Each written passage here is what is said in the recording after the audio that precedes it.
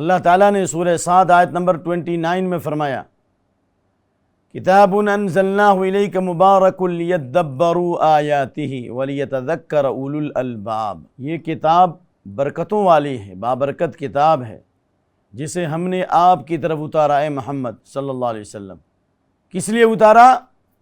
تاکہ یہ لوگ اس کی آیتوں پر تدبر کریں، اور اس لیے اتارا تاکہ عقل مند نصیحت حاصل کریں۔ آیتوں پر تدبر کیسے ہوگا اور آیتوں پر تذکر کیسے ہوگا؟ یعنی تدبر یہ قرآن کریم کے لیے ضروری ہے۔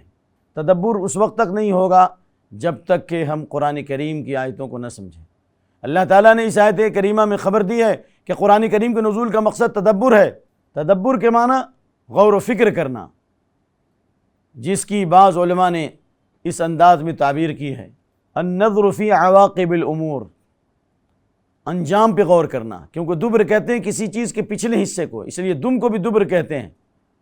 آیت الکرسی کے بارے میں آتا ہے کہ من قرأ آیت الکرسی دبر کل صلاۃ مکتوبہ لم یمنعہ من دخول الجنہ الا الموت، جو شخص ہر فرض نماز کے بعد آیت الکرسی پڑھے گا اسے جنت میں داخل ہونے سے کوئی چیز نہیں روک سکتی سوائے موت کی۔ یعنی دبر کا معنی نماز کے بعد، تو اسی طریقے سے دبر کا معنی ہوا کہ قرآن پڑھنے کے بعد اس پر غور کرنا، کس چیز پر؟ انجام پہ غور کرنا، قوموں کی داستان پر اور اہل ایمان کے اوپر جو انعام و اکرام کی بارش ہوئی، اور مجرمین پر جو اللہ کے عذاب کا کوڑا برسا، اس پر غور کرنا، یہ تدبر ہے۔ اور اللہ تعالیٰ نے فرمایا وَتِلْكَ الْأَمْثَالُ نَضْرِبُهَا لِلنَّاسِ وَتِلْكَ الْأَمْثَالُ نَضْرِبُهَا لِلنَّاسِ وَمَا يَعْقِلُهَا إِلَّا الْعَالِمُونَ، یہ مثالیں اللہ تعالیٰ بیان فرماتا ہے تاکہ لوگ اس پر غور کریں۔ اللہ تعالیٰ فرماتا ہے لو انزلنا هذا القرآن على جبل لرأيته خاشعا متصدعا من خشية الله وتلك الامثال نضربها للناس لعلهم يتفكرون، یعنی قرآن کریم کو اگر اللہ تعالیٰ پہاڑ پہ نازل کرتا تو پہاڑ ریزہ ریزہ ہو جاتا اللہ کے احکام کو اور اللہ کے فرامین کو سن کر، کہ ہمارے اندر یہ برداشت کرنے کی صلاحیت نہیں ہے، یعنی قرآن کریم کی تاثیر ایسی ہوتی۔ اور اللہ فرماتا ہے کہ ہم یہ مثالیں بیان کر رہے ہیں لوگوں کے لیے تاکہ لوگ غور و فکر سے کام لیں۔ پہلی آیت جو میں نے پڑھی سورہ صاد کی آیت نمبر 29، اس میں تدبر کا ذکر ہے، اور سورہ حشر کی یہ مشہور آیت پڑھی جس میں اللہ نے تفکر کا ذکر کیا ہے۔ تدبر اور تفکر میں کیا فرق ہے؟ تدبر انجام پہ غور کرنا، النظر فی عواقب الامور، انجام پہ غور کرنا، عبرت اور نصیحت حاصل کرنا، اور اس کے مطابق انسان اپنے حالات کو درست کر لے، یہ تدبر ہے۔ اور تفکر کیا ہے؟ النظر فی الدلائل، النظر فی الآیات، آیتوں پہ غور کرنا، دلائل پہ غور کرنا۔ صبح و شام کی دعائیں پڑھیں تو صبح و شام کے اوپر غور کریں۔ ان فی خلق السماوات والارض واختلاف اللیل والنہار لآیات لأولی الالباب، آسمان و زمین کی تخلیق پر غور کرنا، کائنات کی چیزوں پہ غور کرنا، یعنی نشانیوں پہ غور کرنا، یہ تفکر ہے۔ اور انجام پہ غور کرنا کیا ہے؟ تدبر ہے۔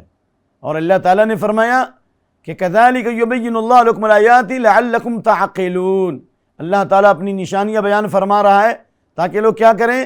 تاکہ لوگ عقل سے کام لیں۔ یہ آیت کریمہ سورہ نور کی آیت نمبر 61 ہے۔ اللہ اپنی آیتوں کو کھول کھول کے بیان کر رہا ہے، کن لوگوں کے لیے؟ ان لوگوں کے لیے جو عقل سے کام لیتے ہیں۔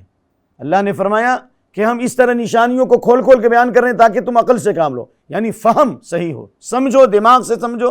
سمجھ کا تعلق، عقل کا تعلق دل سے بھی ہے اور دماغ سے بھی ہے۔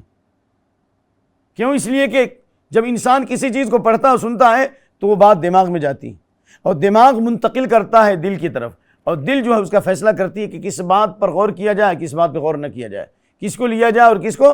تو عقل کا تعلق جو دل سے بھی ہے اور دماغ سے بھی ہے، اور تفکر کا تعلق جو ہے دلائل سے ہے، اور تدبر کا تعلق جو انجام سے ہے۔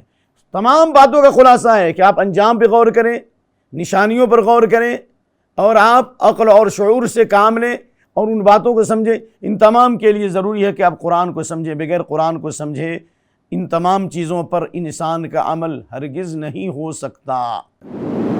مرسی ٹی وی کے مزید ویڈیوز کے لیے ہمارے چینل کو سبسکرائب کریں اور بیل آئیکن کو ضرور دبائیں۔ جزاک اللہ خیرا۔